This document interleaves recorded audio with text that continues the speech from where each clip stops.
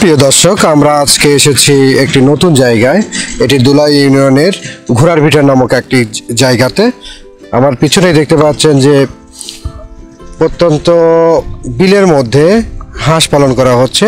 এখানে অনেকগুলো হাঁস রয়েছে যা এখানেই খাদ্য খেয়ে থাকে এবং পাশাপাশি আরও অনেক খাবার এখানে খেয়ে থাকে।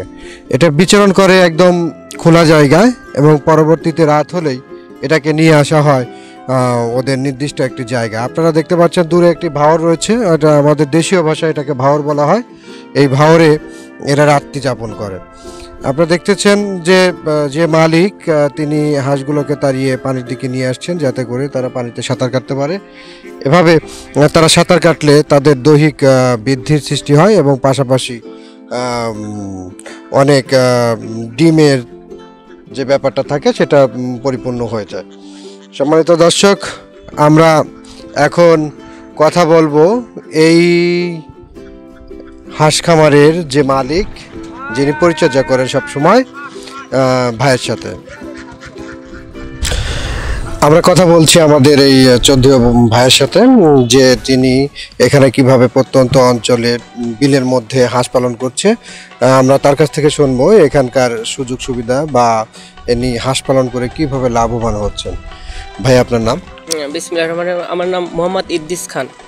আচ্ছা, এখানে কতদিন যাবত আপনি হাঁসের খামারটা পালন করেন? আমরা বর্তমানে আমাদের মালিক আছে, আমরা দুইজন এইখানে এই হাঁসের দায়িত্ব পালন করছি। আমাদের 650 হাঁস আছে আমাদের মালিকের নাম মোহাম্মদ রশিদ দেওয়ান। উনি আজ এক বছর যাবত উনি এই হাঁস খামার পালন করছে। এখানে কতগুলো হাঁস একসাথে বিচরণ করছে? আমরা 650 হাঁস এখানে আমাদের আছে। আচ্ছা, এই হাঁসগুলো আপনারা যে পানির মধ্যে নেন, পানির মধ্যে যারা সাঁতার কাটছে, এতে ওদের উপকার কি হচ্ছে? ওদের উপকার হচ্ছে, হাঁস যদি পানিতে সাঁতার কাটে এবং পানিতে থাকতে পারে, এই রোদের যে তাপমাত্রা এটা নিয়ন্ত্রণ করে এই পানির উপরে। পানির থাকলে পারে রোগ বালাই আর কি দূরে থাকে, এই হাঁসের শরীর স্বাস্থ্য ভালো থাকে আর ডিমের পরিমাণ বৃদ্ধি করে।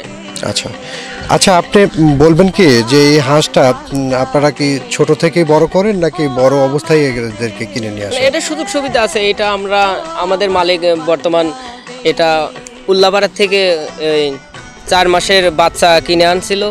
ওইখান থেকে যারা অনেক মহিলা এবং বাড়িতে 50, 100, 150 এরকম করে ওনারা বাড়ি থেকে বাচ্চা উৎপাদন করে। যখন ডিমের পরিমাণ আসে, হয়তো ডিম পারবে এই টাইমে ওনারা হয়তো বিক্রি করে, আমাদের মালিক সেখান থেকে কিনে আনছে। আচ্ছা, কতদিন পারলে এই হাঁসগুলো আপনার ডিম দিয়ে থাকে? এই হাঁসের ডিম আপনি 4 মাস 4.5 মাস বয়স হলে পারে হাঁস ডিম পারে।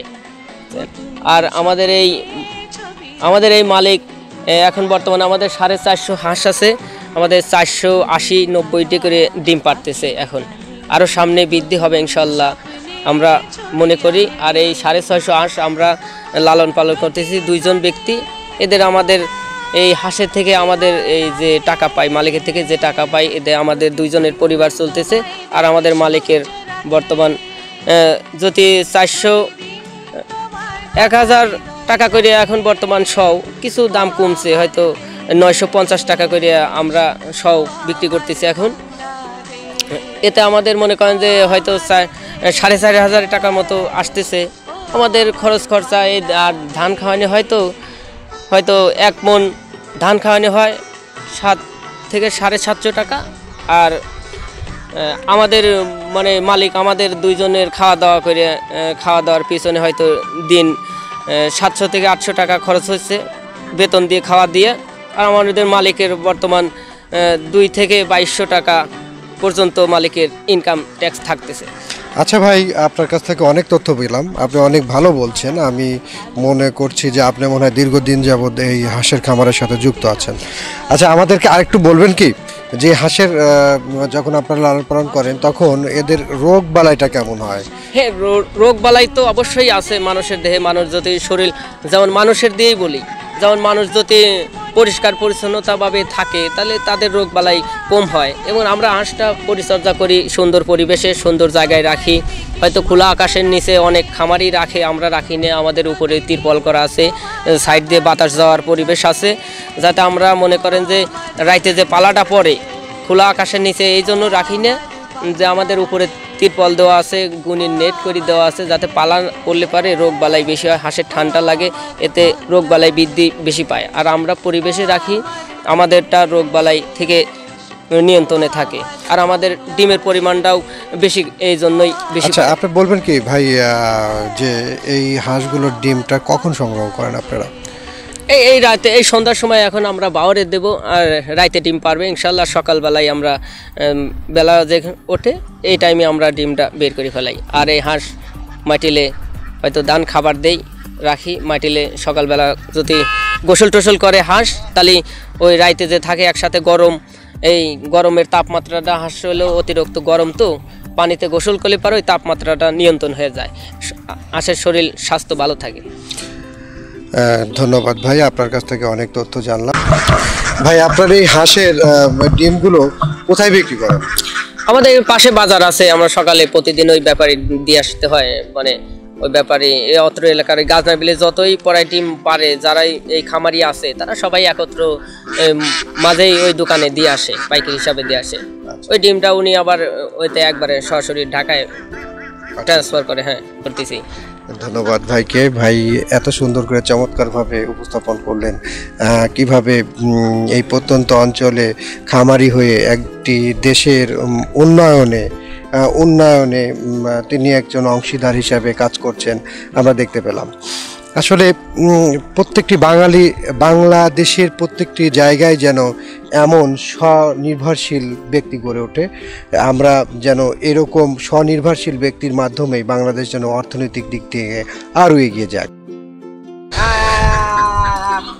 সম্মানিত দর্শক, আমরা আমাদের অন্য ভিডিওতে দেখানোর চেষ্টা করেছি কিভাবে খামারিরা স্বাবলম্বী হয়ে উঠছেন বর্তমান সরকারের সময়। এখানে বিভিন্ন সময় বিভিন্ন ধরনের খামারিরা কাজ করে থাকেন, কিন্তু এই খামারের দৃশ্যটা আমরা দেখে মুগ্ধ হলাম। এদের কথাবার্তা এবং আধুনিক প্রযুক্তির মাধ্যমে কিভাবে খামারিরা সুন্দর হাঁস পালন করে যাচ্ছেন। ধন্যবাদ।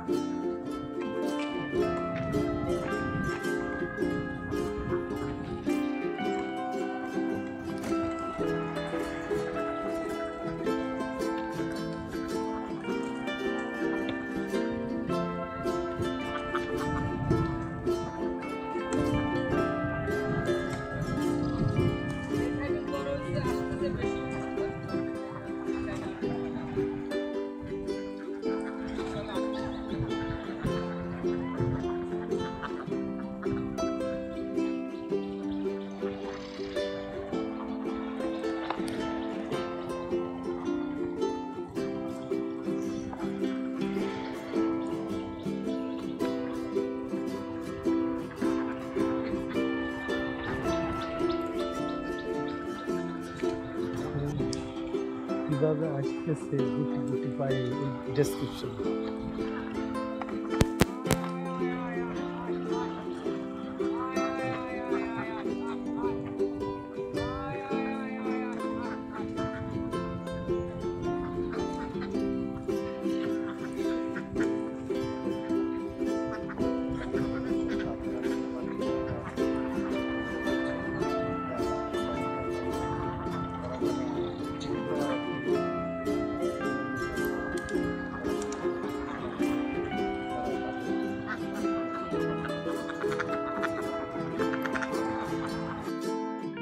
কৃষির আলো লাগে ভালো, কৃষির আলো, কৃষির আলো লাগে ভালো, কৃষির আলো, কৃষির আলো লাগে ভালো, কৃষির আলো।